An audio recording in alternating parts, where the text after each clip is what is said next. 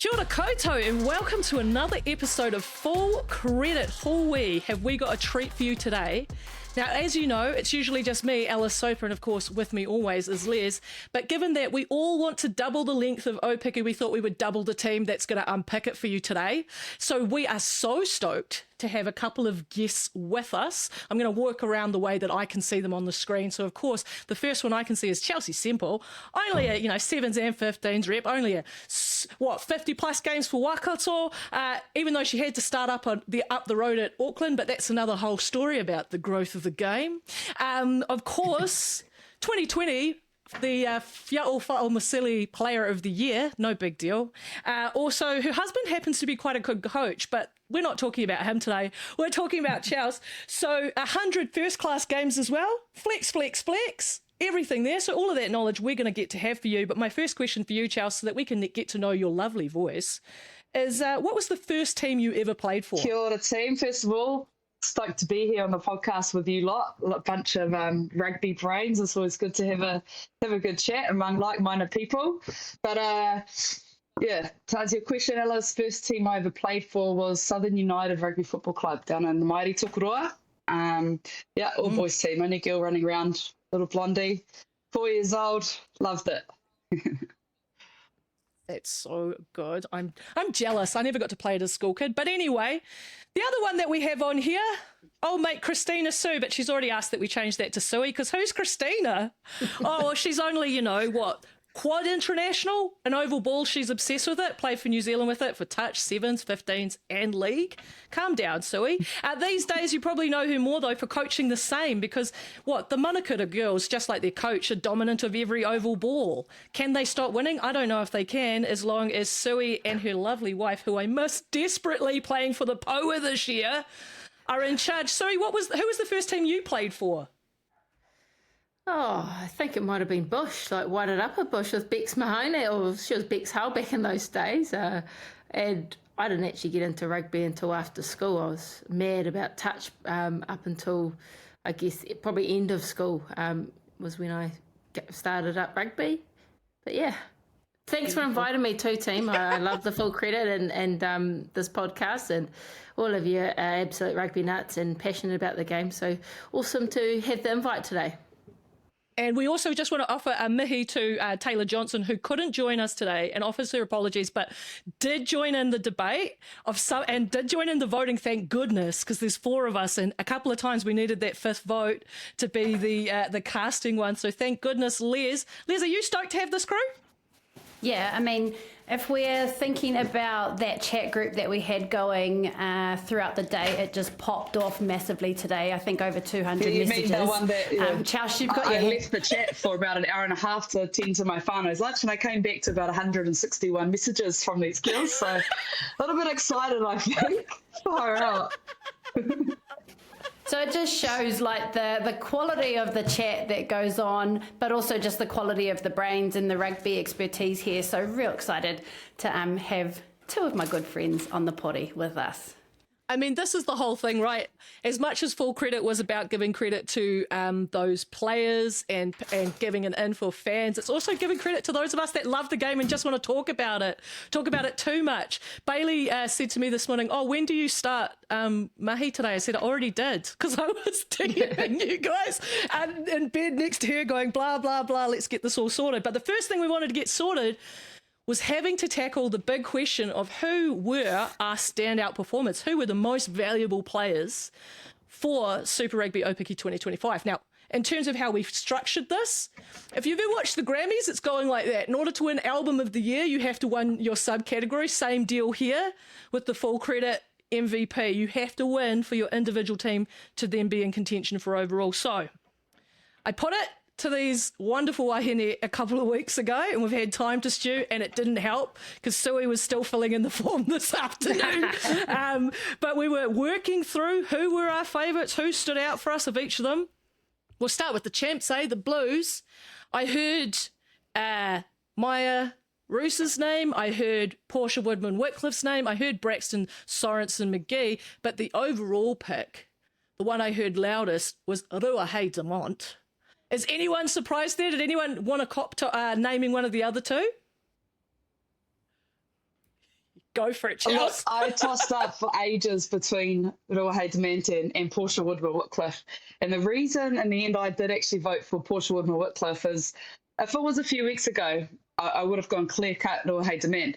But in the game, in the final, the level she played at was just absolutely outstanding. She showed what it took to be, you know, a performer on the big stage, on a big crowd, and a big occasion. And then she backed that up again in the championships final against Waratahs. And then I had to look back through the season and look at that tight game between the Chiefs as well. She didn't actually get too much opportunity that whole game, but in the big moment when she's needed, she just finds a way of stepping up and getting it done for her team. So it was a toss-up, and I 100% agree with Lou as well. But, man, you have to give mention to Portia Woodman-Wickliffe this year. I love the thinking there, and it actually just makes me think how different our minds work around this stuff, because I actually had Maya Roos originally as my MVP for the Blues. But then when I went and actually asked the question, who is the most valuable person in that team? And I thought there were certain players that could have been replaced and throughout the year had actually been benched and substituted in and things like that. Because I was playing around with Maya, Lou, Portia, and even Braxton. And I actually landed on Lou, on Ruahei Demant, because I thought, one, her stats were just out the gate, and she featured in probably, I think, 10 of the most, common stats as in the top 10 across Aupiki and Super W, which was pretty impressive. And then what she did in the final alongside Portia. But I get where Chelsea's coming from too. Like, it could have been either or, but yeah, I landed on Lou. What about you, Sue? Where'd you land? I agree with you, Les. Call you Mamaku, by the way, those listeners abroad, that we just call each other the Mamakus of the Black Ferns. But I had all four of those players as well, and agree with some of those points, Charles. Portia certainly is a game breaker, but most valuable player I thought was the orchestrator out there, and Ruahei, and I actually also considered her game against the Waratahs and how she shifted. So she controlled the game at 10, kicked more than we've ever seen her, and some of those clearance kicks were outstanding. I think she is the glue to that team, the one in that backbone, whether she's playing 12 or 10, and her stats were out the gate. But I had all four of those players, Portia, Maya, Brax and Ruahei, but ultimately I thought the most valuable player for that franchise was Lou. Well, looking at her stats, it agrees, right? Because I pulled the top ones that we've run through. If you've been a listener of Full Credit before, these are the ones we give you every week. So the overall in season for Aupiki, so this doesn't, we'll put the asterisks on it, doesn't include that crossover final data. But for the overall season, she had 5 tries, which was second only behind Ruby Tui, which is worth noting because previously Lou only scored 2 tries across all the other seasons. So she's been on one this year. She had 4 try assists. She had 55 tackles. She had 58 carries, which culminated with 17 defenders beaten and 8 clean breaks, 228 metres gained, and for goodness sake, 8 turnovers.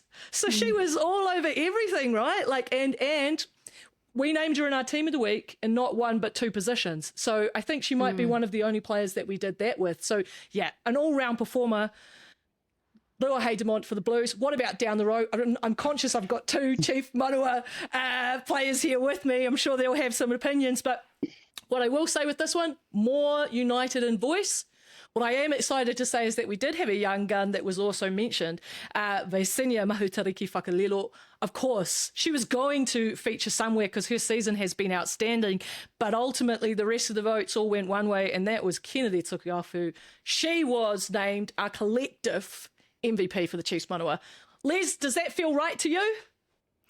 Yeah, I actually, man, I was so all over the place with all my pickings these last couple of days. I actually had Vaisinia, but again, it was probably because she was one of the more consistent performers week on week. I think out of the 6 weeks that we did a top 15, she made it 5 times. But that could also be because Kennedy is up against some amazing Lucies across the country. So, but when you actually, I think it's the same sort of thing. When you actually go, who is the most important person to that team? I agree. So even though I picked Vay, I 100% agree, and I'm backtracking. And yeah, I'd say Kennedy. But did anyone else have different to Kennedy? I just think you absolutely couldn't look past what Kennedy did for that team this year. And again, I look at key moments in a game that really shifted momentum and really times where the team's got their back against the wall and it takes one person to step up. And honestly, 90% of the time for the Chiefs manawa this year, it was Kennedy Tukuafu. We've known for years what a good player she's been, but I've never seen her play as dominant as she did this year. I don't know if she's missing her husband Solly, who's overseas this year. She's a little bit angry, but far out, it worked for her. And it's her work rate, it's her defense, it's her attack, and it's her leadership. So, and what I hear from in camp as well is, the off the field stuff is just as valuable. So if you look at all encompassing on the field, off the field, like that team would be a different team without Kennedy Tukuafu to me. Spreadsheet Suey, what else did your spreadsheets tell you? Oh, look, it's a bit like that co-captains. I wish we could have co-MVPs, and if it were that way, I'd pick both of them because I think we expect that of Kennedy. She's the co-captain of the Black Ferns. She's a prominent leader, and she had an outstanding season. But then you got Faisania, who's just come out of nowhere, and no doubt will be in that Black Ferns. And I've actually got her starting for the back for first start because she's a kid that's just come into the scene and they're under 20 years old. How old is she? She's probably, 19, 20? I think that, yeah. 19, I think. Consistently the way that she is. So although on the form I voted Kennedy, I think both those players were just absolutely incredible for Chiefs manawa. Maybe that's a note for myself for future reference. We maybe need to have a rookie category of the year, which, to be honest, I don't know if that would be any easier to decide with some of the standout young guns that have broken through this year. But hey, that's something for us to put on the note for next season. Okay, going down the road. So we're in our country now. We're looking at the Hurricanes Poa. Hoo-wee, our hearts, our hearts. What I will say is similar. We had a couple of names float in here. Eleanor Plumking. We're obviously been fans of her on the pod. She got a mention. Layla Sai, also so much work constantly when you looked across week on week, a lot of the stats there. But when it came to the one that we all ultimately picked, it's only the cheeky little winger. It's Aisha Letienga. What do we make of that one, team? I tossed up. I tossed up a lot, and I did my final decision probably looks a bit random, but my thinking behind putting Eleanor Plum-King into the mix of MVP is, to me, the Poa, they've got a lot of big game players, and they've got a lot of girls that can break a game up that are superstars. But if they had one or two more girls that just got in and did all the hard yards and all the dirty work like Eleanor Plum-King does, I think they'd be a completely different team. And just her work rate and stats and stuff, like you guys produced the stats for me to really take note of her, to be honest, because you don't notice her around the field as much until you really dig into what she's actually doing based on her stats and what that contributes to a game. So, yes, I agree with Aisha. I will always agree with Aisha being MVP anywhere she plays because she's unreal. She could do things other people can't do, but I thought we just had to give an ups to, the young up-and-coming Eleanor Plum-King because she did some stuff for that team that no one else was willing to do. So, did you have anyone different? Who'd you end up going with? I went with Layla, actually, but again, the top three would have been Aish, Eleanor Plum-King, just even her stats and her impacts on the game. And you spoke about needing kind of a more equal squad to help bolster the impacts on the game, or whether it's the carries or whether it's the X factor in the back line, which I think the Poa were kind of missing this season. But I actually had Layla. I think she was outstanding at the ball carries that she had, massive on defence. And again, one of those consistent players. Aisha, every time she got the ball was money and turned sort of nothing into something. But again, she was out on the wing and didn't get the ball as often as you would have liked to see her do. So my actual pick was Layla. My first position was on the wing for a good 10 years. Blow people's minds with that fact. And the number 11 used to be my Wellington jersey. I actually have one retired from my Wellington secondary school's time. And the one thing that they always taught you when you were playing that position is go looking for work. And boy, did Aish ever this year. I mean, I just kept saying to Les throughout this season, I can't wait to see her play in the black jersey because the form this woman is in just really didn't get to fly in the POA. Like her defensive stuff. So if we look at her stats, I mean, she had 2 tries this season. She had 1 try assist. She made 37 tackles, but how many of those were absolute belters and crucial try savers? She made 55 carries, but in those 55, 25 defenders beaten, for goodness sake. 5 clean breaks, 365 metres gained. For a team that didn't gain a whole heap all season, she was a big, workhorse for them, and 3 turnovers as well. Like I say, I have known Baby for a long time. That's what we call her because she was ours. She debuted at 16 for the Wellington Pride. The hiss and the form she's in, and the exciting part is the level head now that's there with it. I think we all would have seen that clip the POA put up in the preseason of her talk in the huddle. That hasn't been Aish before, and that's another whole part of her game that's really exciting to me. Yeah. 100%, I agree with that too. I was a little bit like you too, Sue. I initially started with Layla and then I moved to Aish. And again, like the privilege of having some of those stats to help make a decision. But yeah, when you talk about you can't wait to see Aish in a black jersey, I'm a little bit the same with Layla. Like I can't wait to see what she can do when she's not having to carry or do the roles of many people around her. She can just be that one position. But I mean, we're going to get into it soon. The quality of Lucy's, like Eleanor Plum-King in that conversation too, the young Topher Basin, like where do some of these players sit in a black jersey? So we'll get into that a little bit soon.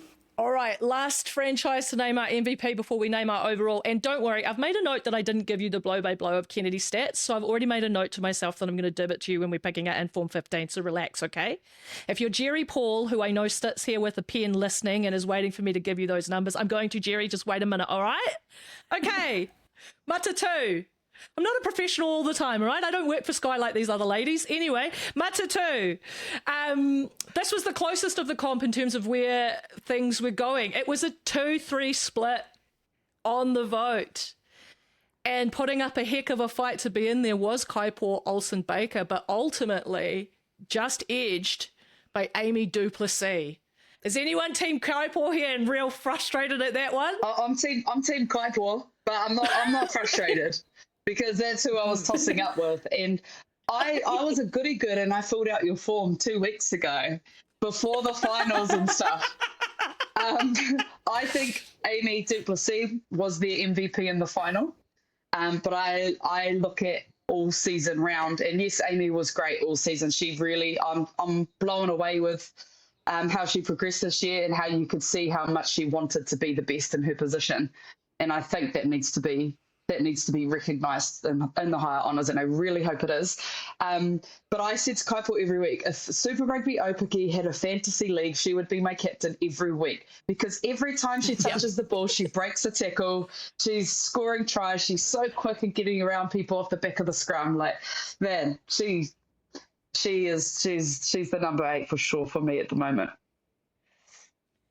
Manawatu, no doubt you have something to say about that, Sui. Well, yes, Amy Duplessis was outstanding, and I thought how it was great to see her have that form all season. I guess the impact she had on the game was phenomenal for that side. But you think of most valuable player, who is a team that can't really do without that player?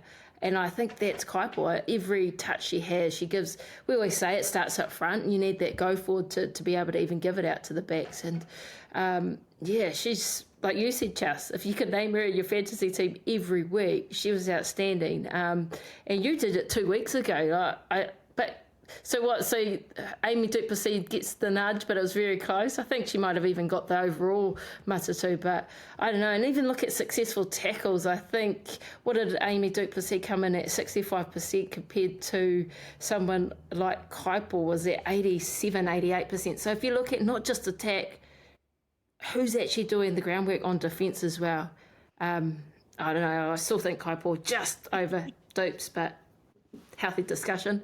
Yeah, nice. If you're ever going to get into an argument for our listeners out there with any of these women, like be prepared, because they'll have stats if they don't have footage, if they don't have clips. Otherwise, they'll just out-talk you. So be prepared. But yeah, I actually went with Amy, and yeah, Kaipō was amazing. I feel like in the opening minutes of the Matatu Blues final, Amy was the inspiration. I feel like she was the one. I just loved that she didn't give a shit who was opposing her. That was probably the first time I've seen her just be like, I'm going to be the best here. And I feel like she opened the game with that inspiration. But then to your point, Sue, in regards to Kaipō, at the end of that game, because I just wanted to see Matatu cause an upset, I was actually just like screaming at the camera saying, or at the TV, give the ball to Kaipō. You know, because it's like someone just get that ball to that girl because she'll do something with it. And I think she got a half break in those dying minutes. And then I guess too, Ames was the one that threw the pass that got intercepted, right? So yeah, both of them had an unreal season. I think both of them will be rewarded with black jerseys soon. But yeah, you could have gone either way. It's interesting you raised the whole what does Matatu look like without Kaipō, because I can tell you what they do. That was the preseason they played against the Poa, and the Poa were suddenly very good against Matatu. So that is a great point to make, but I'm going to give you the stats because they don't lie. Amy, she had 3 tries this season, 2 try assists. She made 71 tackles. She made the most carries in the competition with 95, which for a midfield, pretty impressive. We expect these numbers in the forwards, not necessarily in the backs. Defenders beaten, second only to Portia. She beat 34 this season, 6 clean breaks as well. She gained 464 metres. That was 4th in the comp overall. Again, you know, when you're talking about Lou at the top, when we're talking about her impact and how she kept appearing in the top 10, so did Amy. Again and again. Unfortunately, she also appeared in some of our discipline in that she was one of the people that got a yellow card this season. She also did win 4 turnovers too. It's a tough one. And I almost feel like Kaipō is suffering for my selection of, you know, when you're a kid and there's that naughty kid in your class and the one week that they then perform well, everyone's like, give them all the prizes. Whereas there's another kid that performs well every week and we kind of ignore them because we just expect them to be good. Like, that's what Kaipō feels to me. Like, when Les and I have said on this season this year, we're like, oh, she only made 100 and something meters this week. Only. Because we just expect her to do good, so good. But look, it was Amy. Congratulations, which means she's in the final showdown for the overall MVP of 2025, which, drum roll please.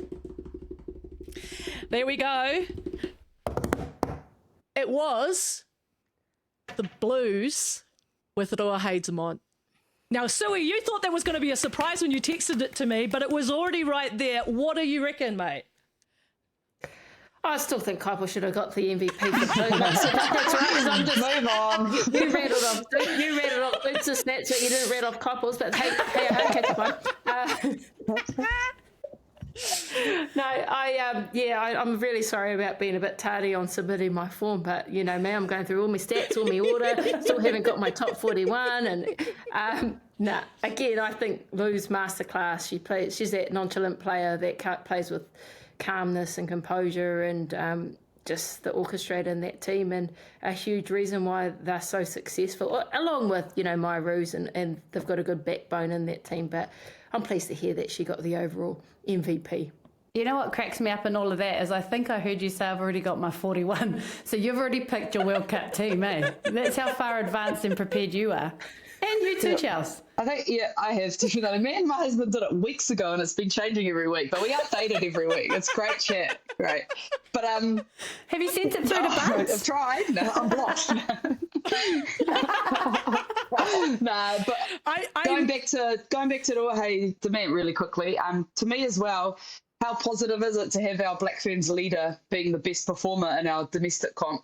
And I look at as well, if there's one person in our Black Ferns heading towards World Cup this year that is irreplaceable at the moment, it's Roa Heidzamont. Oh, that makes me feel physically ill. It makes me feel physically ill because I'm like, oh God, we need the depth. And I think you've set me up quite nicely there to pivot into the next part of our chat, which is like, we need the depth. Where does the depth come from? It should be coming from this competition.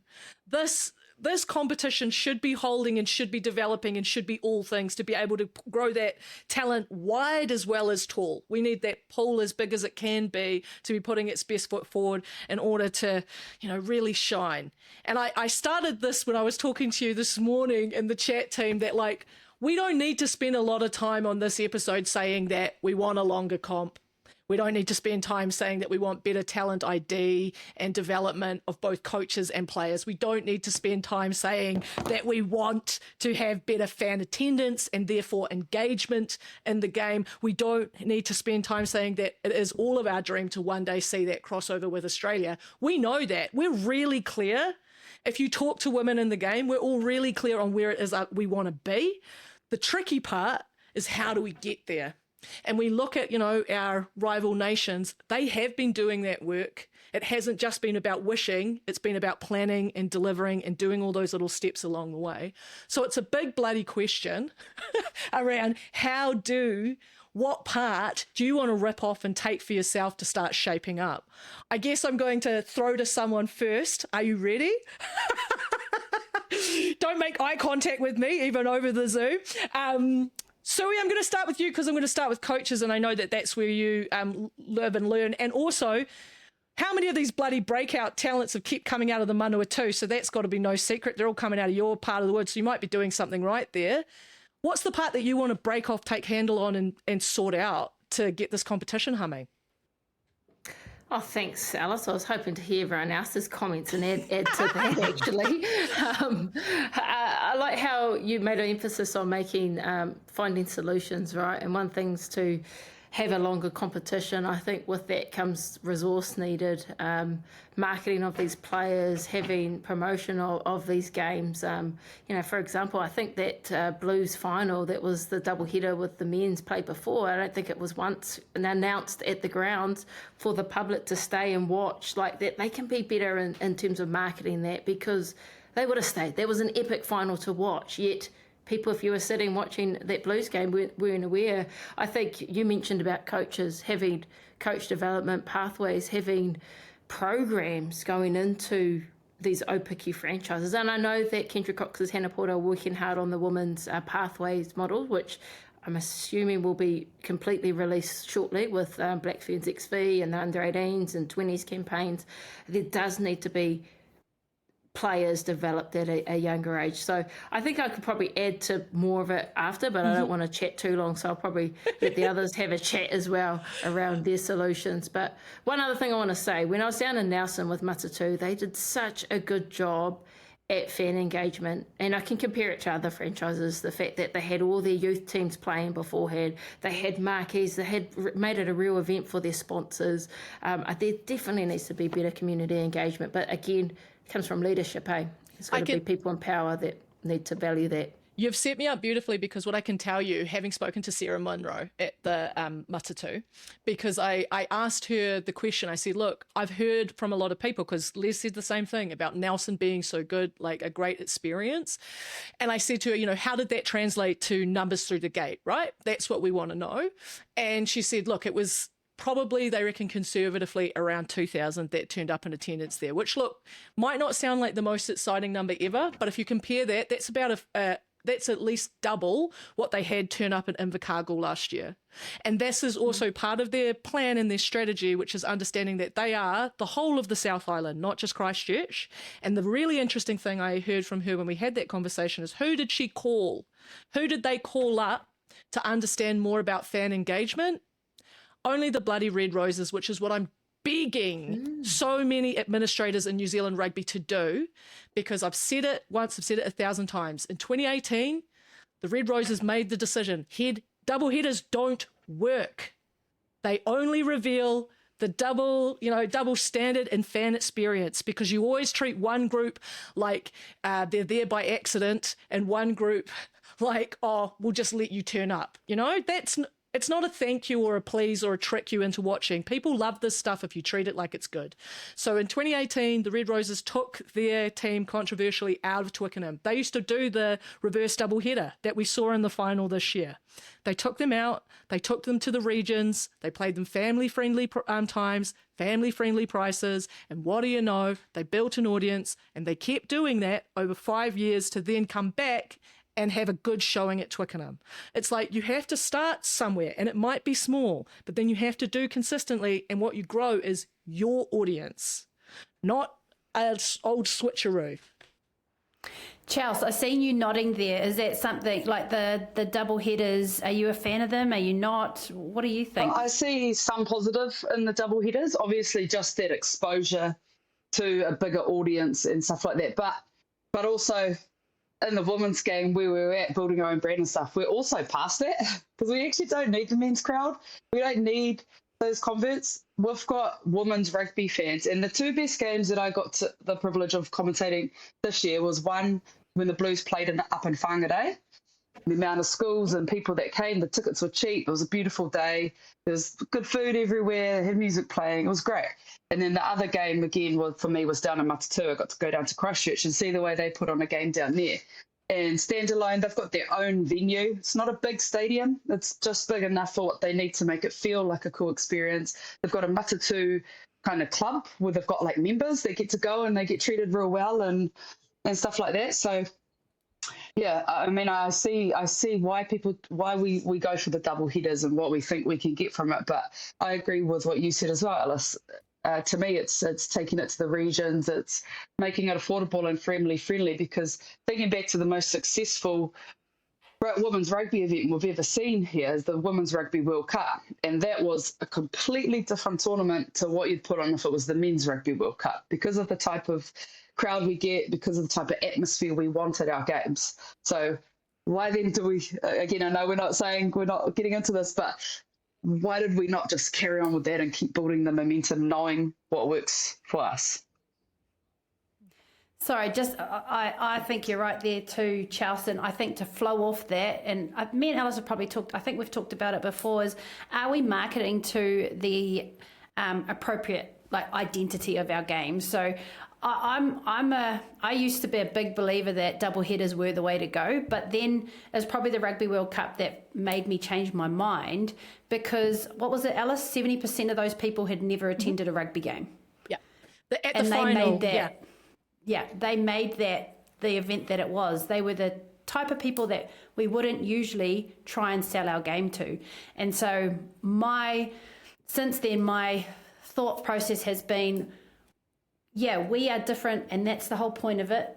So why are we not selling it to that difference? Why are we not celebrating that difference about us in the men's game, and then attracting those people that don't typically go to rugby games? Why are we not selling it full stop? Where's all the marketing? Thank you. Because that's the reason the World Cup and the World Cup final and all of that was so successful, because there were some resources and some good resources that went into getting it out there and showing the world and the country what the Black Ferns were about and what was on the line and what was at stake. Where's it gone?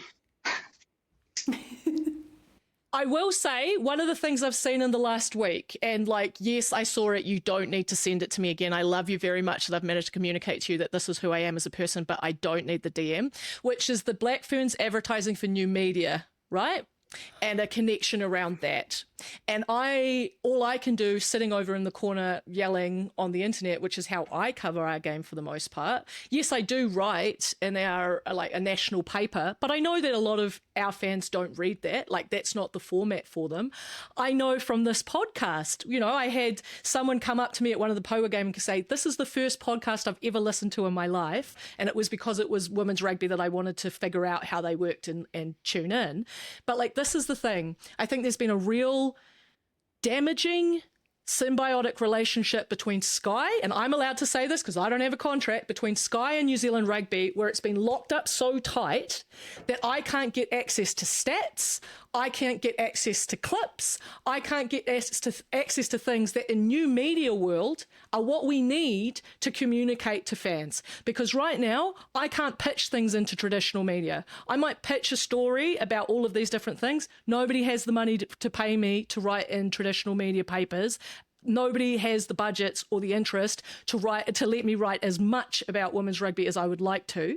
So let me just do it on my platforms instead. And so then please engage with me and know that there is a market here. And this has been something that, like, social media as a tool has helped, not just in sport, but just like wider ideals around who and where is, and that there are actually different people interested, and that it's not going to be traditional pathways in to interest to playing to any of these things. It's going to be different. So can we instead like meet people where they are? Additional to that, when we talk about, how do we see Aupiki advance and things like that, sort of just coming back around, often we're faced with the challenge, right, around money, resource. Where's that money coming from? Who's paying for it? How do we get that across the line? All that sort of stuff. So, yeah, that's probably where I'm sitting here going, how do we make, if that's the issue, how do we make more money to fund our game? Like, how do we market our game? Like how the Red Roses have obviously done some studies and trial and error, and they've learnt, and they're leading the way. Like, let's be honest, they're leading the way both on and off the field. So how are we not talking to them, for one? Like, we just need to put that egos aside, and just, if we're looking at growing the game collectively across the whole world, then how are we not talking to them? But yeah, how are we doing things differently to market our game differently, to bring in different sponsors, to bring in more money? One thing I will just commend from this year is some of the Super Rugby social media people actually did a really awesome job. That I think of, like the Blues social media. Every week they had me cracking up and wanting to see like what content they were going to come out with, and you get to learn the players a bit better. And that's the type of stuff the public wants to see, So there are people and places at a franchise level now, I guess. But I guess that you can only control so much by having one person getting a social media. So I don't know how to answer your question, Liz, but I do think there is some positive stuff being done in the franchises as well. I can tell you from the conversation I have had, because again, when I have a question, I call someone up. So I called up, at the time, Genevieve was like operations head. I think she now might be the chair of PWR, to understand more about how they fund and structure, because obviously there has been some trouble within the PWR, that's the top English competition. There had been some trouble with the way that their teams, clubs were linked with men's franchises who were in financial hardship. We've seen the same thing over in Australia, with the Rebels collapsing and then that pulling the women's team out as well. So wanting to understand how it is things are funded and structured, blah, blah. But like the top line to take away from that is that there was like a 5-year plan and like an upfront investment that came from England Rugby and decreased over time.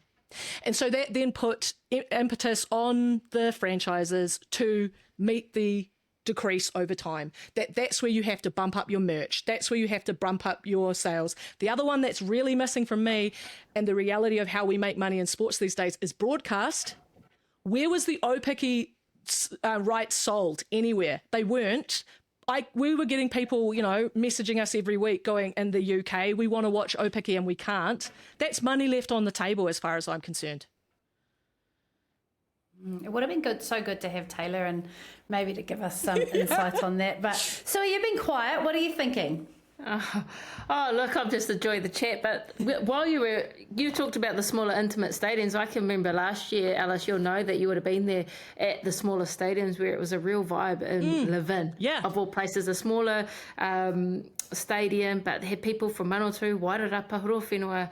It wasn't at Sky Stadium, and that made for that intimate approach. I think we're talking about am I a fan of double headers, and I get the initial investment, and remember that they had TikTok as their major sponsors for, the English Premiership or the Red Roses back then, a company that majorly backed it, and it was broadcast globally. They got the interest, and then I can see the 5-year plan that it's obviously come to fruition. But here's me throwing something in that works. What about a multi-sport sort of festival? You talk about needing to engage different fan base, engaging a community-based vibe. I'm just thinking at Ngāpuna Stadium in Christchurch, man, they had a beautiful field, but they had state-of-the-art hockey fields that, whether or not it could be, you just target a different audience and bring in people that way that could be watching, say, a local netball tournament, but at the same time, let's pop over and watch that rugby game that's happening. I know that was just an idea that while you guys was chatting, I know we're trying to compete with immense space and viewership, but I would go to a double header for the women's Warriors and the Blues. Oh, yes. I would go to that double header every day of the week, right? And this again is like understanding fan base. The lowest hanging fruit for women's rugby fans are not men's rugby fans, they're women's sports fans. That's right. It's easiest for me to pull my mate who loves women's cricket, who loves the White Ferns, to come and watch a Black Ferns game, and vice versa. We're already kind of bought into what it is and like understanding the kind of general like how much it means, and so like we're right there. Bring us in. I love that triple header. If you're going to give me a double or a triple header, give it to me with women's codes. Yes. NRLW Warriors at the same time as the Blues or Black Ferns, all in the same park. That's a good idea. I reckon that's the innovative type of thinking that we need to, start tapping into. And you're already doing that, Sue. Well, yes, I am. I will let you know, I've already started Friday nights under lights, and that was a real, I haven't started, it started in a few weeks, but just to get the both codes on board and being actually for one night, girls can come and jam, either league or union, shortened versions. I've rang a food truck to come along and got a coffee cart there. We're trying to create it all with Athletes Village, and look, so far we've had more interest from, a Taumaranui van, a lot of girls wanting to come, or a couple of Taranaki. I'm still on the Wellington Orcas and, the Wellington crew, but Papaki and Labour might have some influence there. But it asks you a chance to just say, to hell with let's just play and bring everyone together. A festival vibe is not every week, twice a term. But that was an idea, maybe multi-code it, have some good teams, franchises playing at the same time, and we get more people there. Well, for our people at New Zealand Rugby that might be listening to this, there is a brain that maybe is full of ideas there. So Kristina Sue, NZR, get into her. Kenj, give her a call. What's some good ideas? I'm just going to loop back, right? Because right here, I think we've done a pretty good job talking about who it is we're trying to bring in, who it is we're trying to get excited, and ultimately attached to that will be the dollars value that will come out of it. But let's talk about the product as well, right? Which is the actual player development, how we're doing it, all of that. Clearly, if we're not going to up the amount of time we're spending in camp, the position of the competition needs to move, because it doesn't make sense right now, right? Like, if we aren't, it never made sense to me why Aupiki wasn't placed after FPC. Like, if we're just talking about players playing together, getting along on the HIS, we always know that last round of Wharapama Cup, players are finally at this level, which is probably around the level where you want them to be for pre-season for Super Rugby Aupiki, right? So, like, again, if we're talking resources, things that are already there, why can we not get the assets that we have in terms of steps on ladder, working in closer together? So there's a timing question for me. There's also a question around, if we're talking about coaching and standards, because one thing I see so clearly as a fundamental is regional variance, right? That there is a very different experience for a player that might have come up through the high performance program in Wellington versus in Christchurch versus in Hamilton versus Northland, etc. So how do we try and kind of give a baseline standard? You've got a team of Black Fern coaches making quite a lot of money. Are we using them as best we can? We keep seeing the clips of Razor. I keep on seeing it on my phone of him popping up at the super men's teams. Why aren't I seeing Bunts holding a tackle bag at a POA training? Like, are we using these guys as best we could?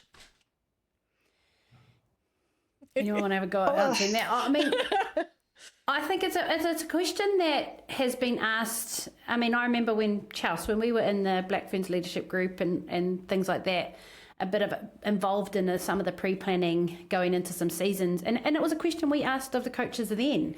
And that's when they weren't resourced. You know, we were asking, why are we not seeing you guys in hubs? And, well, we didn't have hubs then, just in provincial union academies. And so there was probably an expectation of players to see them more, but they still had full-time jobs as well, the coaches. That's not the case now. So it is a good question to ask, I do think, is, what does a typical day and week look like for a coach of the Black Ferns? How active are they in the hubs now that there are hubs? How active were they in those 4 days that the Aupiki teams were assembled, that sort of thing. And I mean, maybe we can get those answers from somewhere, but it's a good question to ask. Yeah, 100%. I agree. We used to be quite hard on our coaches. Like, we need to see you guys more. You're our Black Fern coaches, we deserve that. But yeah, like Lee said, tossing up jobs and stuff. There's quite a few full-time coaches and other support staff there, like physios and trainers and managers and all sorts. I guess we can't say because we don't actually know what they're doing, but it would be great to have a chat to some of those leaders and amongst the franchises and just hear, because what I'm hearing, and I don't know if it's right, but I'm hearing that they kind of get left alone during Aupiki, which I get as well, because you've got to buy into the team you're in 100%, and you don't really want to think about other teams and stuff because it gets too much as a player. But in saying that, there should be great visibility amongst the franchises, between equally across all the franchises and equally across all the coaches going around and being really visible. This is important. Maybe we should have asked the coaches prior to coming on this to see what their week looked like, because I know I'm in regular contact with Tony Christie, TC we call him, and he's always open to sharing his resource. I think he does. Whit and Blair Baxter down and Must2 probably have used him as a resource coach, but I know, as having coached with him at New Zealand Under-18 Sevens, he works damn hard. He's meticulous with his planning. He's leading like the rugby stuff in regards to each week they would be meeting around their player selections and reviewing footage and things. But how active they are in the hubs throughout the season, I'm unsure. I don't know if it's this year, Alice, but it might have been last year when I was the Hurricanes POA, a resource coach. I think they did include the Black Ferns coaches came in those 4 days, and I can't remember if it was this year or if it was last, but they have been present to run special I'll tell you where I sessions. did see them. I went and watched my husband coach, proud wife, went along with my baby down to the New Zealand Sevens trainings. And that was the week that it was all announced, and they were having meetings with those Sevens players on that. So they were there, having little chats with them. So still active in that space, I guess. That was all the coaches that were there too. So I just, for me too, it's just casting that net out, pulling talent in. I'm not even going to get started on the Finding Ferns thing because I bloody hate it. I hate that program. I think it's a slap in the face to everyone that's currently playing club rugby. I think it's a slap in the face to everyone that's a teenager in high school that said that they want to play rugby. That, we'll have an open talent search, but not for you. Meanwhile, our ladder is still rickety as hell for anyone trying to climb up there. These things around standardizing process, there has to be someone that's ultimately responsible for that, right? Like that, if we are seeing variance in delivery, if we are seeing variance in its, standards, New Zealand Rugby, you're giving everybody money. What are you also giving them in terms of eyes on where that's being spent? And is it being why aren't we doing buddy systems? If Canterbury's obviously away and hissing, why haven't you buddied them up with Wellington to sort their shit out? Like, these are basic things that we can do. Again, it's not about more money. It's about being more, collaborative with some of this stuff, because I want us to be more as, Stockers always says from the Barbarian, she always says we need to, collaborate off the field to compete on it. And I just think right now, we're seeing like lopsided away. It's no wonder that it was Blues Matatu, because Auckland, Canterbury are some of the best performers, right? So the shit is rolling uphill when it comes to like Wellington isn't humming as it should be. So that's impacting what the POA can be, and that's only so much that Manawatu and Hawke's Bay, bless them, as smaller unions can do do to help cover for that. So these are things around, we've known this for a while now. This isn't new. Can we fix it? So yeah, work together, do all of those things. Anything else on this? You want to go? You want to make it better? I feel like we could go all day on this topic alone. It's probably a podcast of its own. But let's be honest, the big part that we are here to talk about and that we think our listeners want to hear about is what's coming in a couple of weeks' time. Which, of course, is the Pacific Force series. Now, me and Les were having the pre-chat around, do we try and name, our final Inform 15 of, like, overall Aupiki picks? And then we were like, you know what that is? The Black Ferns. So really, what we need to try and do is pick our starting 15 for the first test of the year. So likewise, put it to the group chat, put the little form. I love a Google form, did we know? Put it out there, people to feed in who their starters would be. And it was quite interesting. I'm going to run this how we did with our MVPs at the top. I'm probably going to do it in, we'll start in the front row. We'll talk about the front row as a collective, my friends. So, as picked by the five of us coming out the other end, our starting three were, tense, Chris Valeko, Georgia Ponsonby, and Vaisinia Mahutariki Whakalilo. Is anyone shocked by that? Hold on, Yes, question. Liz. So did all of us vote that same front row? That was No, majority. I did. That was majority rules. So if I am looking across, who went where, we also had a vote in there for an Amy rule. We also had a vote in there for Kate Henwood. We also had a question. I have in a couple of people. Was that you, Sue, saying I want this person to cover and this person to cover?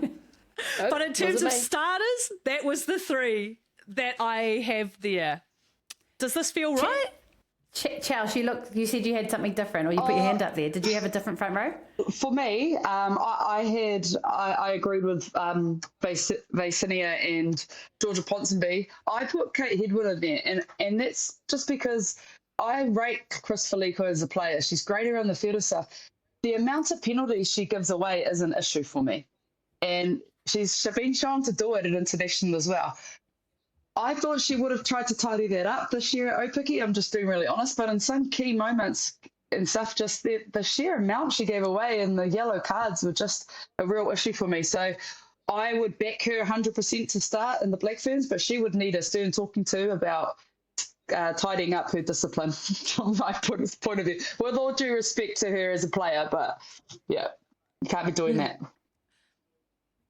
That's fair. In terms of the cover, like I said, I've got Kate floating around, I've got Amy floating around. I also saw Awhina Tangenwai Nohu in there too, and that Atlanta Lolo here was probably the backup hooking option. Is there anyone else that we would be throwing into looking at that bench? Because I reckon that would then, if we're looking at that forwards cover, Kate, Awhina, and or Amy, like that's a question around the backup props. Where do you want to go?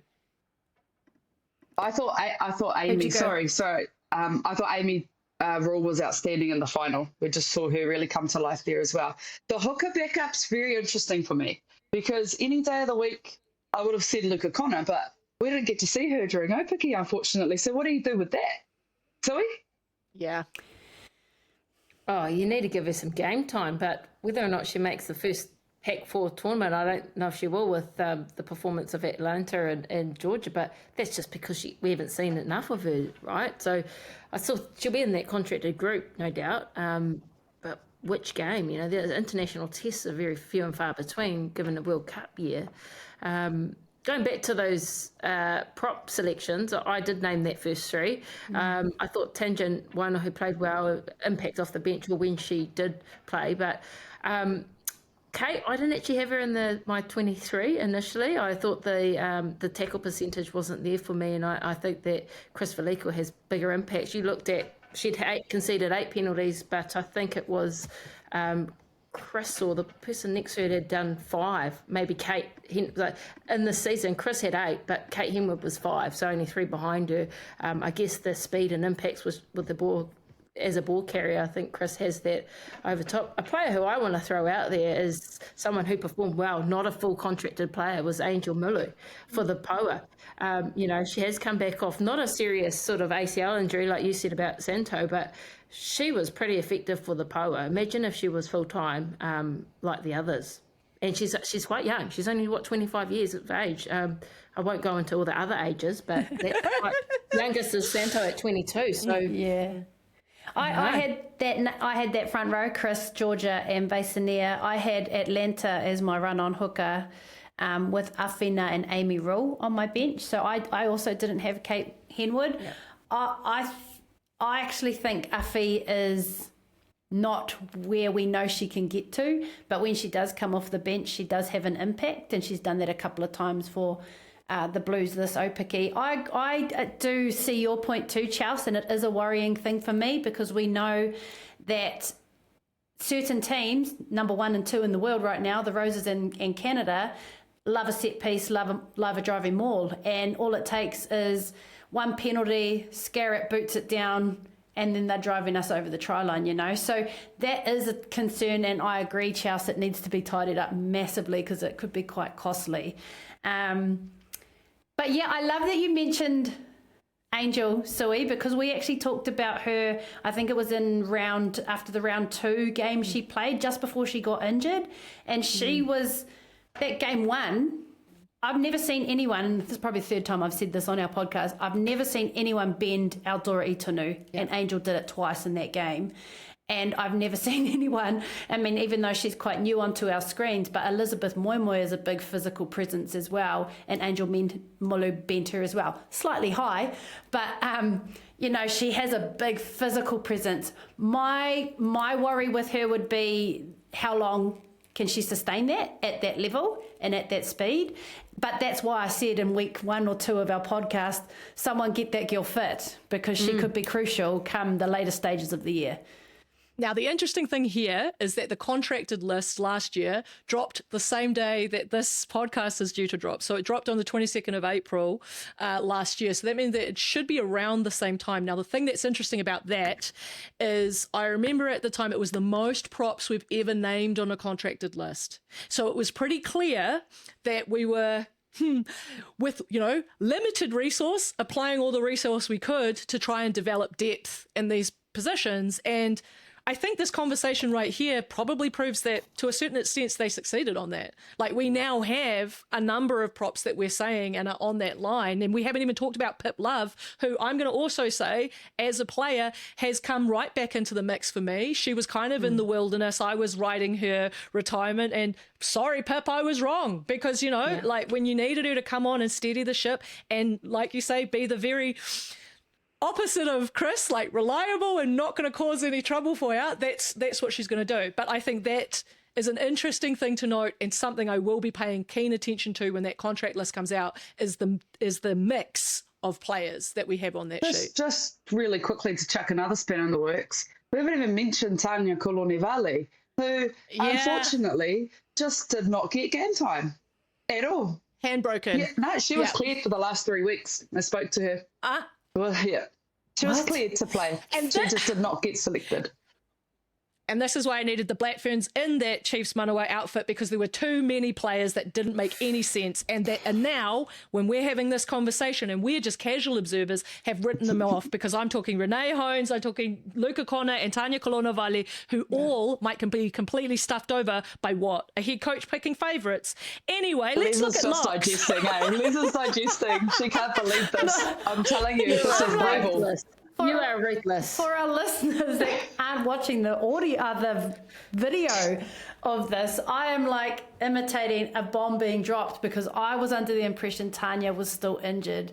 So that is massive. We haven't even said Santor Taumata, Crystal Murray, Marcel Parks. Like, these are all the girls that are now, I'm like, where do they sit? But yes, we've only just started and we're not even past the front row. Let's keep going. Okay, so locks are much easier, thankfully. We had 100% agreement that it should be Maya Roos. So congratulations, Maya, you're in there. We had all bar one say Mama Vaipulu. The other person said Alana Bremner. Oh. Are they on this chat? Is she? Was that me? Well, I did have Lana Bremner, I think I changed it too. I can't remember. I've got Mama either. Someone wrote Lance, which I assume is Alana Bremner. Oh, okay. I didn't write Lance, like nickname basis, but I have Lana in there to cover not Lucy. Yes, I think I did change back to Lance because of who I put on my Lucy's. And then I was like, the experience and the just leadership and the work rate of her in the international game. Put her into lock, you're not losing much there. You still got a Lucy who will do the lock grunt work. And that's maybe why I put her there. But I also love Mama as well. Look, that makes sense to me because I will also say, like, Alana, her strip D on the line this year, like, I feel like I haven't really seen it. She was really annoying me when they were playing the poa because she ripped it off us like maybe 5 or 6 times. She was doing some great stuff. She always does. She's always reliable. I had the 2 locks from the Blues. I had Mama and Maya, and I actually had Lan as my lock Lucy cover. So I had Lan, jersey 19 as lock Lucy cover. We might have the same team. We might have the same team. We're so far. Me and you. Yep, maybe. Well, all I will say is that's setting us up perfectly because honestly, this is the conversation that we have to have with some of these, the very long line of talent that is waiting on the back row, because you need to have another feather in your cap now. It's like how, you can't just be a hooker anymore. You have to be able to cover one of the tight or loose head too. I don't know if you can be a flanker anymore and not also be able to cover lock. Like, that might be the difference that gets Alana Bremner to a World Cup, because I'm looking at this 6, 7, 8, and I'm going to tell you right now, bombshell in here. So, out of starting 6, as picked, 3-2. So it was right on the line. Layla Sa'i starts at 6. We have great reactions, Les. I love it. That we have 100% though for Kennedy Tukuafu at 7, and we have 100% for Kaipua Olsen-Baker at number 8. Now, what's fascinating about that is Liana Mikiele-Tu'u is not in that starting lineup. And question mark, and then the question mark on that is Taufa Basin, who's just been like setting the world alight. Who does she displace? Because if you've got Alana Bremner on the bench covering lock and 7, and if you've got Mikiele-Tu'u on the bench covering 8 and flank, does Taufa even get a look in? Please explain, somebody. This is the most exciting chat for me, the Lucy's at the moment. I'm just going to go back to my lock selection as well, because to me, I look at who's a starter, who can absorb the pressure at the start, who's going to actually make an impact at the end when you need it. And I think that's why I had Liana Mikiele-Tu'u on the bench, because although she was beaten out by Kaipua Olsen-Baker, you could bring her on at the end of the game, 6'8", know she can play international footy, and she can break a game open as well. So and I probably think the same of Taufa as well, she can do the same because she's young. She doesn't give a care in the world.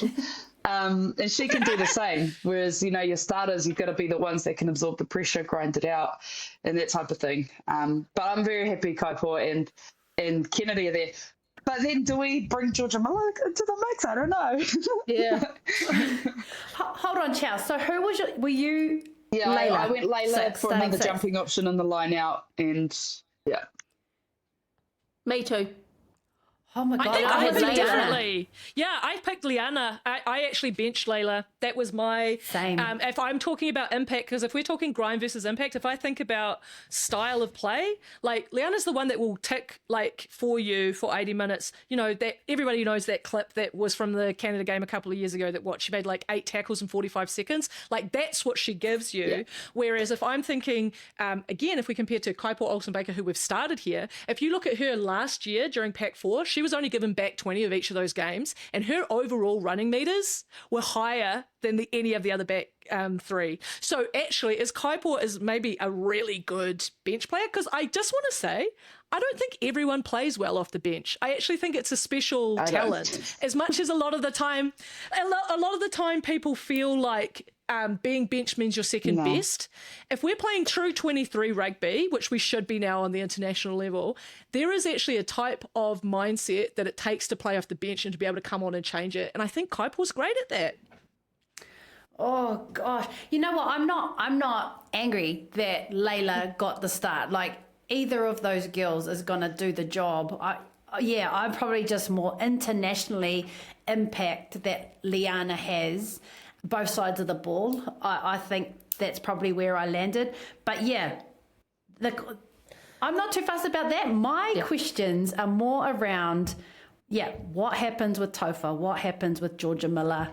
How do you play those positions out? Does that now mean the likes of Chelsea Bremner, Laura Bayfield, Lucy Charmaine Jenkins. Smith, are they sort of on the outs or are they sort of on the fringes? Because now we've got Lock Lucy's.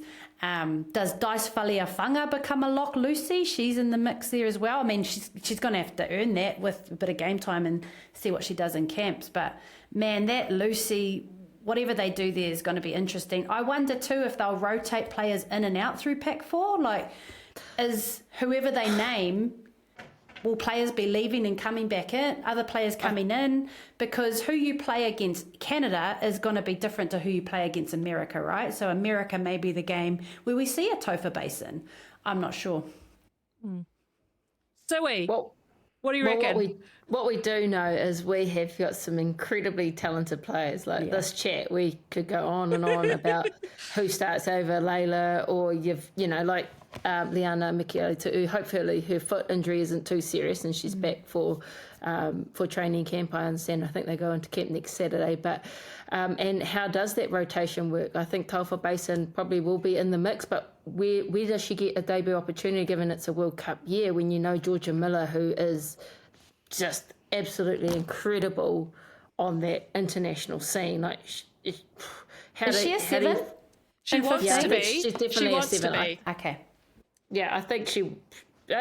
Again, though, with very few test matches, what's going to be crucial is their internal trial and how they get that balance right, because you're up against Canada, Australia, USA, but where do you? It's not English. It's not England. The cool thing, though. So where do you get The that other cool competition? thing is that there is going to be a Black Ferns 15, a Black Fern XV, which is well needed. So my opinion, my humble opinion, is that Georgia Miller's got the international experience. We know what she can do under pressure on a world stage.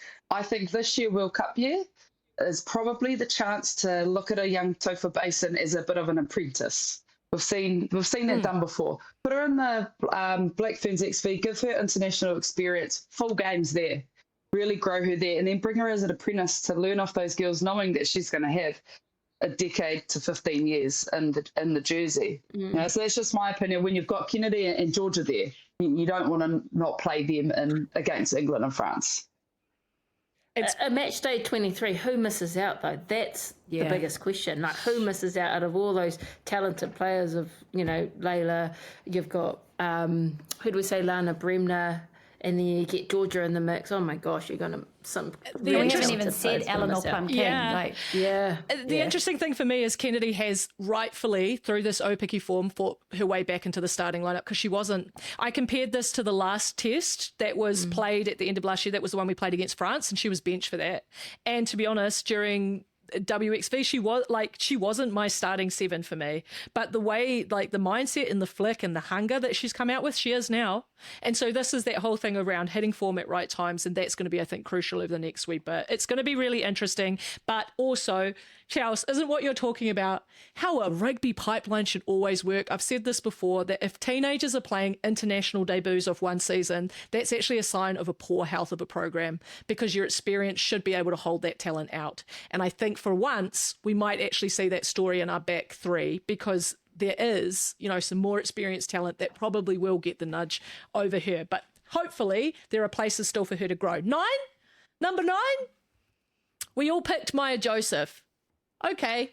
I will note, whoever was writing the covers wrote Reese Pody Lane as the cover as 9 there, which is interesting. That to me, I'm hoping that, like, in terms of people we're pulling across, I'm quite happy to pull a little bit more international pressure experience at 9. Yeah? What have you got, Liz? Oh, no. So the person that's bracketing cover, that's me. That's Okay, my cool. survey. Yeah. Sorry. I love it. So I had Maya Joseph, but I had Reese as my halfback replacement on the bench. Yeah. Game 1. for the starting Won't be available, will she? She is. So in terms of who's available where, the when the announcement came out, so there's the 7 players, 5 of the 7 are released now. So should be arriving in that camp, should be. By the press release, Sue, you might know different, but by the press release, that as members of the press right now, we can report on, that's what it was, and that the two, that is Georgia Miller and Stacey Waka, should be released after LA Sevens, which if we're looking at calendar, just a reminder for folks, LA Sevens is being played on the first weekend of May. New Zealand's first official match as part of Pac 4 is in the second weekend of May. So while technically you would think like Stacey and Georgia will be around for that, I don't imagine we will see them in the mix until game 3, just realistically in terms of those selections. So, yeah, maybe. So if Reese's not available, who was everyone's run on, or did we get a replacement 9 in that vote? Eddie Tunner. Oh, Eddie yeah. Tunner. You as well, Charles? Yeah, I had Reese as well, simply because if you look at the 9 that are there, you know, there's talent there, but whose ceiling's the highest without having played much 15s before? And again, I'll mention my husband. He works with the 7s girls, and he'll come home. I said, "Oh, who did you work with today?" I did one-on-one skills with Reese. I was like, "Did you do box kicks?" I'm thinking World Cup. He's like, "No, we're at 7s training. I did like her passing and one-on-one stuff." And I'm like, "Well, start doing box kicks and shit with her ASAP, man, because she needs to get her 15s break on." So I'm excited to see what happens there, but she's going to need a lot of work put into her by the coaches and a lot of time, because, you know, slipping into 9 and international is not easy. You'd know, Sue, you'd probably talk on this better than I would, but there's a lot of intricacies there that she's going to need to develop really quickly. Yeah, and like I said, they don't have much game time, and I don't want to write off Iri Tanahohaia, who has been there over the last few seasons and has proven. I know there probably isn't a kicking game, but it depends on the kick strategy plan that the Black Ferns have and who are they going to look to. We know Maya Joseph has a good box kick. Is it going to be Luz with her clearance kicking? Is it going to be Hannah King if she's playing first? So I think how they want to play the game, the Black Ferns, will obviously determine the player profile and who they select. So Reese is certainly in contention. She wouldn't be a bad pick getting in there because of her. She's an outstanding player. I think initially Iri Tanahohaia has to have big performances these opening Pac 4 games. Yep, absolutely. Okay, number 10. It was a 3-2. This was another right on the line split, and it went in favour of setting up that Matatu combination of Maya Joseph and Hannah King. So it was 3 votes for Hannah King and 2 votes for Ruahei Demont. So, yeah, not surprising. I'm just going to jump ahead and tell you we all picked, apart from one person who named Fitzy, Teresa Fitzpatrick, now Stefano anyway, as the 12. So I think if you didn't start her, you would have started her at 12, right? And so, yeah, Hannah King, we're all pretty happy with that, starting against Australia. Go, Charles. Look, I know we're naming our team for the first game, but I'm naming my team thinking about what I want at the World Cup. And what I want at the World Cup is, I still think there's a lot to develop there with Hannah King. There's such a big ceiling, but it's just the most crucial position on the field. And we talked about who our MVP of Aupiki was and stuff. I had to have Lou there for this year. If it wasn't a World Cup, yeah, I probably would have got Hannah King. But then I went and put Fitzy in at 12, because my thinking, again, I overthink everything, and I was like, how are we going to bring the 7 skills that I want in my World Cup team into this Black Ferns 15s team with less disruption to the current combinations that they already have? And to me, moving Lou back in one, bringing her in there just slots in really nicely to give Fitzy some of that game time, because I think she's going to be crucial at this World Cup, like she has been in previous ones as well. And then with Dukes outside her. So I went on a very broad thinking spectrum about, you know, who I want developed there, what combinations I need to start seeing be built early, and to give them confidence against the teams in Pac 4 before heading into the big matches. So that's my perspective. What'd you do? What'd you go with, Sue? Hannah King. Why? I just think that combination, unlike you, Chas, I kind of did it just for pack 4, but it could very much change, and it may well change as well. I thought Lou's, like I said, her calmness, her composure at 12, we've seen her through Blue season, she can slot into first, and she may be the player that plays a full game. So I had her at 12 initially. I actually didn't have Fitzy in my first lineup. I actually went with the players in form with Aupiki. So I do think, I know we've seen Hannah King and develop, and she's come a long way. I think we still need to give her a shot initially. She is a specialist 10, and probably only one, apart from Lou, that we can really rely on, and just needs time in the saddle in big pressured moments. Yeah. Sorry. I was just going to say, who's your backup if not those two? Because we all remember 2011 when we watched the men play, right? And all of a sudden it was one injury, another injury. And I'm not trying to put that, I'm knocking on wood while I'm saying it. Kelly Brazier. Who? It's Kelly, not Duffy, not Kristen Cottrell. Won 2 championships for the Blues. Had the highest kicking percentage in the competition. You hope it would be someone like her to be rewarded, but I don't think Black Ferns selectors. Because kicking is a problem for me. Yeah. If I'm just going to be honest, if we're going to rag on hookers for their line-out throws, which we should because they haven't been flash, we also have to rag on our kicking percentages off the tee. Because apart from Duffy, who was in the high 80s, I think the next closest was 67%. That's not good enough at a World Cup. Like, it's not good enough. We need to be able to convert all points opportunities. And so who is our kickers? Like, off the tee, give me that bank points. That's my question. Yeah, that's for another podcast. We're just focusing on game day 23. Yeah, that's another chat, mate. Okay. It's a good question though, and it's probably why I landed on Hannah as the starting 10, because I'm worried if anything was to happen to Lou, who's ready. You know, is Hannah ready to step in if something was to happen to Lou? I also went with, and I think pack 4 is where we give Hannah game time at 10, because I personally have full faith that Lou will be able to step into 10 even if it had to be at World Cup. I have full faith that she'd be able to do that. The reason why I also went with Hannah was because of my bench cover, and man, picking that bench cover, getting that right was real hard. I also didn't have Teresa in my game day 23. I had Sylvia on the bench as my bench cover, so if anything was to happen to Hannah, Ruahei can slip into 10, bring Sylvia into 12. If anything was to happen to my centre, Sylvia can cover there, but we'll get into that a little bit more with the back 3. I think that'll help us unpack some of this cover. Okay, so I can tell you straight out the gate then that and we were unanimous in our picks for our back 3.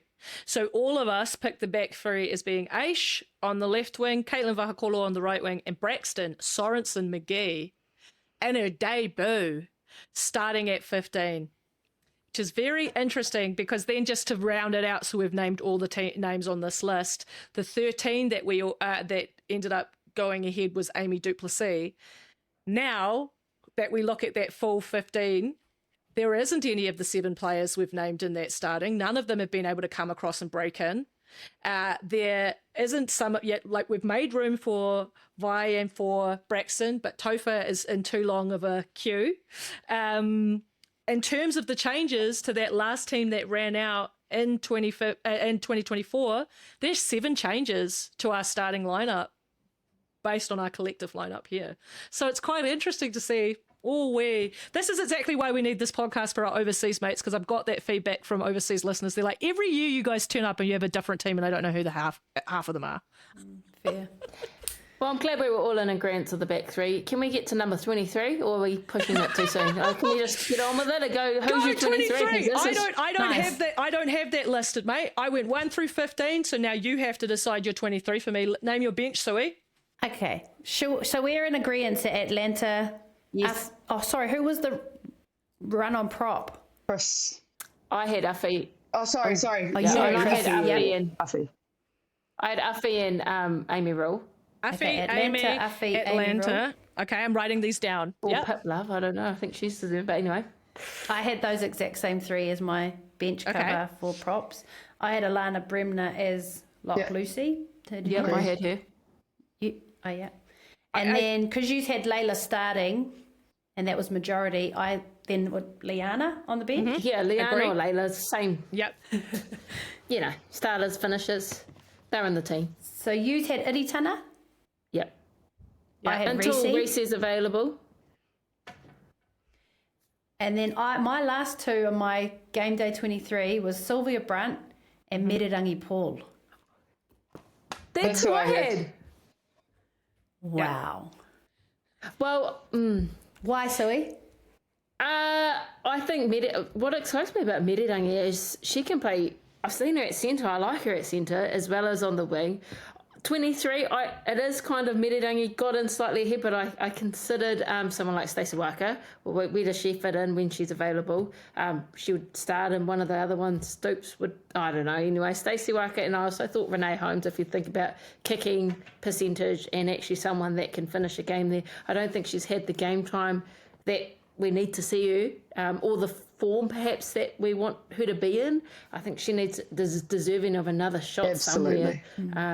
Especially when you look at kicking, I think actually Merirangi or Renee Holmes, I think need to be in that. But yes, Sylvia Brunt at the reserve coming on. Yeah. I sort of actually picked my team thinking Stacey was out and that Portia was out. I'm assuming that Portia Woodman is not in contention for pack 4. That's why she's not featuring, for any of our readers that are like, you haven't even said P-dub-dub. And I was under the impression that Stacey wasn't available for the first game. But if she is, I still believe she won't come until Canada. And that Canada game will be, the second game will be interesting as well. But yeah, I thought Merirangi, because she can cover 3 positions.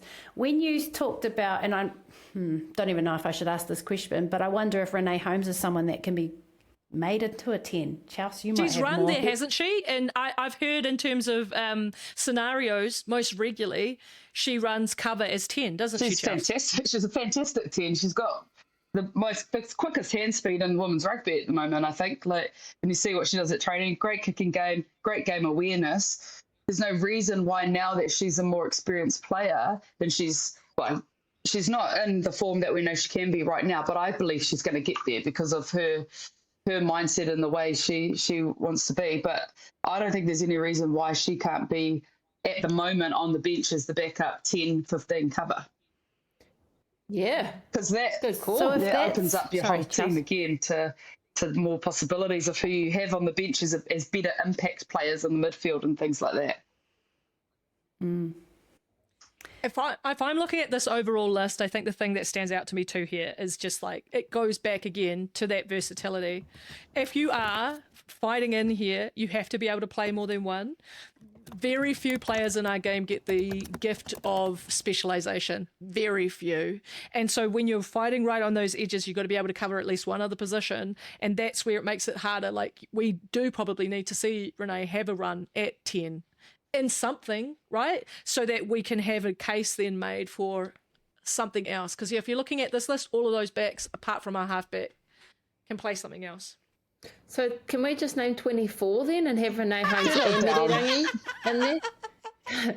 Because now I want to see Renee play at 10. And then you've got all the other amazing wingers that, you know, how do they make that 23 with Ruvi? Yeah, Winnie and you've got- Palamo, who had a hell of a season. And I'm sorry, Winnie, sis. yep. And then if we're also talking about Sevens players that come across, Kelsey Tanetti, where does she fit into the mix? Like, this is the thing. I really do feel like this will be probably one of the first times where there won't just be spaces open for all of the Sevens way. players who've wanted it. Like, you can't I'm get not in. a host of this podcast, but I'm going to ask a question. Who of the Sevens girls needs to get a run because they're going to be crucial for us in our World Cup? Reece. Can I answer? Reece, Georgia Miller.